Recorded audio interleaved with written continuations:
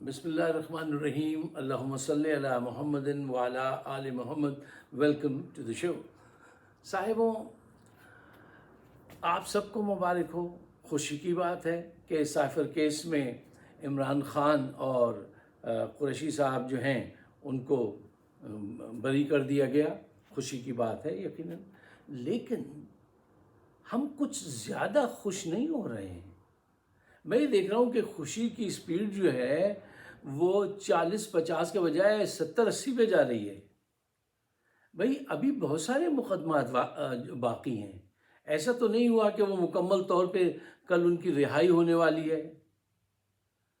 तो ये अपनी खुशी को ज़रा होल्ड करना सीखिए। खुशी जो होती है वो बहुत रिस्पॉन्सिबिलिटी लाती है और उस वक्त इंसान को बहुत अलर्ट होना चाहिए। खुशी के लम्हात में भी इतना ज़्यादा मदहोश नहीं हो जाना चाहिए। खुशी के वक्त आप देखिए कि नेक्स्ट चीज़ क्या हो सकती है या क्या होने वाली है। तो यहाँ पे 3 अहम पॉइंट्स हैं जिनको मैं चाहता हूँ आप जहन में सजा लीजिए ताकि बात करना आसान हो जाए, हम कम वक्त में ज़्यादा बातचीत कर सकें और जो कॉम्प्लिकेटेड मैटर्स हैं उनको आसानी से हम समझा सकें, समझ सकें। पॉइंट नंबर 1 जो मैंने आपसे कहा कि हम बहुत ज़्यादा खुश हो रहे हैं और खुशी का इजहार कर रहे हैं। खुशी का इजहार कीजिए, लेकिन इतना न कीजिए कि वो वक्त ज़ाया हो जाए। Point number 1। पॉइंट नंबर 2, देखिए अपने जहन में ये बात रखिए, ये अदालतें मुकम्मल तौर पे आज़ाद नहीं हो गई हैं। उनसे अभी भी जर्नैलों के लोग जो हैं और हमदर्दाने GHQ उनसे राब्ते कर रहे हैं कि तुमने हमें फंसा दिया। 6 वकीलों ने लेटर लिखकर अब जो है हमें निकालने की तदबीर करो वरना डैश डैश डैश। तो अदालतें मुकम्मल तौर पर आज़ाद नहीं हैं, ये जहन में रखिए, क्योंकि एक तासुर ये फैल गया है कि अब अदालतें बहुत आज़ाद हैं। ऐसी बात नहीं है। अच्छा, तीसरी बात ये कि अब हुकूमत का इस फैसले के बाद क्या रिएक्शन होगा। वो रिव्यू पिटीशन में जाएगी, उसको फिर दोबारा जाके जो है कोशिश करेगी कि ज़्यादा से ज़्यादा टाइम जो है वो गेन किया जाए। तो और पॉइंट नंबर 4 जो अपने जहन में रखिए, देखिए बजट के बाद आपको एक बहुत बड़ी मुहिम, फाइनल गेम होगा बजट के बाद। उसकी तैयारी करनी है। कहीं ऐसा ना हो कि आप इस गलतफहमी में या इस नशे में रह जाएं कामयाबी के कि अदालतें तो अब आज़ाद हो गई, अब तो सही फैसले होंगे। ऐसा नहीं है। एक आध अंगड़ाई लिए ज़रा सी उन्होंने, अदलिया ने, ठीक है, तो उसको बहुत बड़ी वो ना समझिए। अपने जून जुलाई की जो बड़ी मूवमेंट शुरू होने वाली है उसकी तरफ तवज्जो दीजिए। अच्छा, मैं खुशी में आपकी वो रंग में भंग नहीं डालना चाहता हूँ, लेकिन मैं ये कहता हूँ खुशी के लम्हे में भी कुछ लोगों को बहुत मोहतात रहना चाहिए और देखना चाहिए कि आगे ऑब्स्टिकल क्या होंगे। अच्छा, एक दिलचस्प किस्सा सुन लीजिए। कुछ दोस्तों के साथ फ़ोन पे ऐसे ही चैट हो रही थी, बात हो रही थी, तो हमारी एक बुज़ुर्ग दोस्त हैं, वो मैं उनसे कह रहा था कि देखिए मैं ये चाहता हूँ कि कानून की हुक्मरानी हो और ये जो हजरात सज़ाएँ देना चाहते हैं, इंसाफ करना चाहते हैं, जजेस, अच्छे जजेस, उनको जो है मैं सलूट करता हूँ, उनको मैं बहुत अप्रिशिएट करता हूँ। तो वो नाराज़ हो गई, कहने लगी हाँ तुम तो ये चाहते हो ना कि नून लीग वालों को वो सज़ाएँ दें। तो मैंने कहा, मैंने कब ये कहा कि नून लीग वालों को सज़ाएँ दें? मैंने तो ये कहा कि करप्ट लोगों को सज़ाएँ दें। अच्छा, मुसीबत यह है, मैंने उनसे कहा कि आप जैसे ही बटन दबाइए, आप जानना चाहें लिखे करप्शन, बटन दबाएं, जल्दी से दूसरी तरफ से नाम आ जाएगा, आसिफ जरदारी, नवाज शरीफ, शहबाज शरीफ, मुल्ला जी। तो ये आपका जहन है जिसमें द मिनट आई से कि करप्ट लोगों को सजाएं दें, आपने कैच कर लिया। तुम तो ये चाहते हो कि नून लीग वालों को सजाएं दें। देखिए बात ये है, मैं ये चाहता हूँ या ये चाहना चाहिए, इस अंदाज से सोचिए कि कानून का मकसद भी मैं समझता हूँ यही है कि किसी भी सोसाइटी में अच्छा काम करना आसान हो जाए और बुरा काम करना मुश्किल बना दिया जाए। اگر میں یہ چاہتا ہوں تو اس میں کوئی برائی نہیں ہے.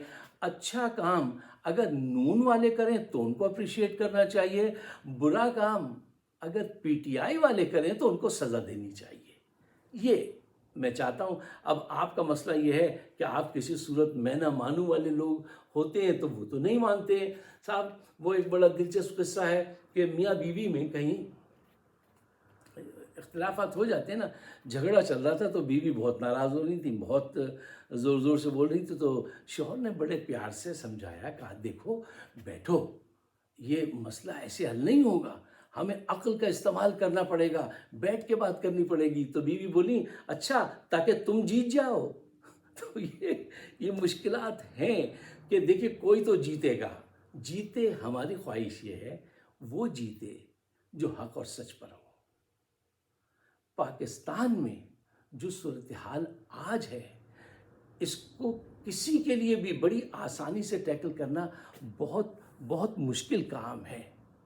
دیکھیے پاکستان میں عوام میں تو وہ جذبہ نہیں ہے کہ وہ کوئی انقلاب برپا کر سکے. نہ فوج کے اندر ایسے پتر ہیں کہ وہ اوپر اٹھ کے آئیں اور ایک انقلاب لے آئیں. ٹھیک ہے. پاکستان میں جو لوگ انقلاب کی باتیں کرتے ہیں وہ جنہوں نے تاریخ پڑھ رکھی ہے ہمارے فرانس وغیرہ کی، یار دیکھو اس دور کے انقلاب جیسے نا ایک بادشاہ ہے، اس کا ایک بہت بڑا سا محل ہے اور آپ مشعلیں لے کے اس کے دوڑ گئے، اس کے گھس گئے اس کے محل میں. یہاں نہیں ہے ایسا. یہاں بہت خطرناک صورتحال ہے. یہاں ٹوٹی پھوٹی ڈیموکریسی ہے، ایک مضبوط فوج ہے، بدماش قسم کی مافیاز ہیں، میڈیاز ہیں، ہر طرف سے وہ پھیلی ہوئی ہیں جڑیں خرابی کی. تو یہاں ایسا نہیں ہے کہ ایک محل ہے اس کے اندر آپ گھس جائیں گے اور انقلاب آ جائے گا. یہاں ایسا نہیں ہوگا. اس کے لیے ضروری ہے، مجھے بہت خوشی ہے کہ عدالتوں نے ایک چھوٹی سی کوشش کی ہے، انگڑائی لی ہے. اگر اللہ تعالیٰ یہ کرم کر دیں کہ یہ عدالتیں ڈٹ جائیں، چاہے کسی کے بھی خلاف فیصلہ آئے، حق اور سچ کا فیصلہ ہو، اگر یہ اس پہ قائم ہو جائیں، بخدا پاکستان بہت بہتر حالات میں آ جائے گا. معیشت بھی بہتر ہو جائے گی، سیاسی استحکام بھی پیدا ہو جائے گا، بہت خوبیاں ہو جائیں گی ایک عدلیہ کے صحیح ہونے سے. اس کے لیے بڑی دعا کیجیے، بڑی کوشش کیجیے. اچھا، ان حضرات نے جو جال پھیلا رکھا ہے حکومت اور ہینڈلرز نے، وہ یہ ہے کہ وہ انتظار میں ہیں کہ لمبے قرضے مل جائیں تو وہ اپنا مقصد حاصل کر سکیں. ان کا مقصد آپ کے علم میں ہوگا، یا ریکارڈک کو بیچ سکیں. ٹھیک ہے. اچھا، اس دوران میں ایک تو عدلیہ کے اندر ایک سوچ پیدا ہو گئی. دوسرے یہ کہ عمران خان مورلی بڑا وکٹورس ہے، اس کی مورلی بڑی وکٹریز ہیں یہ ان مقدمات میں. سارے پورے معاشرے میں مورلی وہ بہت ہی ہائی ہے، بہت ہی اسٹرانگ ہے اس کا کیس. سب لوگ جانتے ہیں کہ یہ حق پر ہے. اس کے ساتھ دیکھو سیدھی سی بات ہے، دیکھیے اگر سچا ہو تو ایک مقدمہ کافی تھا اس کو اندر کرنے کے لیے، جیل میں بند کرنے کے لیے. جھوٹے ہیں تو 200 مقدمات جو ہیں وہ بھی کم پڑ گئے. یہ کتنا بڑا ثبوت ہے. یہ ذہن میں رکھیے اور سوچیے کہ اب ان کے آگے سٹیپس کیا ہوں گے اور آپ کو کیسے نپٹنا ہے. ایک چیز جو میں بہت کل پرسوں سے دیکھ رہا ہوں، سن رہا ہوں، اور میں کنسرن ہوں، میں دوستوں سے کہنا چاہتا ہوں کہ یار آپ لوگوں کو کیا ہو گیا ہے. بہت سارے ہمارے پولیٹیکل پنڈتس جو ہیں وہ ملا جی کو بڑا اپریشیٹ کر رہے ہیں کہ صاحب انہوں نے تو شعلے ڈیلیور کر دیے، وہ ایسی تقریر کر دی فوج کے خلاف، یہ کر دے. دیکھیے اس سے کچھ نہیں ہوتا. اس بات کا کیا ثبوت ہے کہ یہ آدمی اندر سے ان سے نہیں ملا ہوا ہے. میں ان کو بہت شک کی نگاہ سے دیکھتا ہوں، بہت شک کی نگاہ سے دیکھتا ہوں. ان سے وہ نقوی تو مل چکے ہیں نا. ان سے اگر کہا جائے تمہیں صدارت دی جائے گی، ایکسکیوز می، ابھی تم باہر جا کے ہمارے خلاف جو کہنا کہو، لیکن جب موقع آئے گا تو یو ٹرن لے لینا اور اس کو غلط ثابت کر دینا، ہم تمہیں صدر بنا دیں گے یا تمہارے داماد کو، سب جاننے والوں کو وزارت دلوا دیں گے. تو یہ ڈیل کر لیں گے ملا جی. ان کا ماضی دیکھو نا آپ. بے نظیر کو کتنا پریشان کیا تھا کہ عورت حکومت کی جائز نہیں ہے اسلام میں، ڈیزل کے پرمٹ ملے، جائز ہو گئی. یہ سب ہو چکا ہے. مشرف کو کتنا ٹف ٹائم دیا، زمینیں دیں، سب چیز ٹھیک ہو گئی. اس پہ نظر رکھیے، ملا جی پہ بھروسہ مت کیجیے. اور ایک اور چیز دیکھیے، قریشی باہر آ گئے. اچھا، میں نے زندگی میں میں شروع سے قریشی کو بڑی شک کی نگاہ سے دیکھتا آیا ہوں کہ یہ آدمی سنسیئر ہے بھی کہ نہیں عمران خان کے ساتھ. اچھا، کل یہ جو صبح یہ جو ہم نے دیکھی خبر سنی کہ ان کی فیملی پھوٹ پھوٹ کر رونے لگی قریشی کے لیے جب یہ خبر سنی عدالت میں، تو پہلی دفعہ میرے دل کے اندر قریشی کے لیے نرم گوشہ پیدا ہوا ہے کہ یہ واقعتاً سچائی سے اندر بند تھے، ورنہ گھر والے ایکٹنگ نہیں کر سکتے، اتنا نہیں رو سکتے، ایسے نہیں رو سکتے. میرے دل میں ان کے لیے تھوڑا سا اعتماد پیدا ہوا. لیکن میں اب بھی ان کو سرویلنس میں رکھوں گا، باہر نہیں جانے دوں گا. میں ابھی بھی ان کو اس نگاہ سے دیکھوں گا. کیوں؟ یہ باہر آئیں گے تو جرنیلی قوتیں ان کے گرد جا کر ان کو سامنے لا کر عمران کو مائنس کرنے کی کوشش کریں گی. اس پہ سب کو نظر رکھنی چاہیے.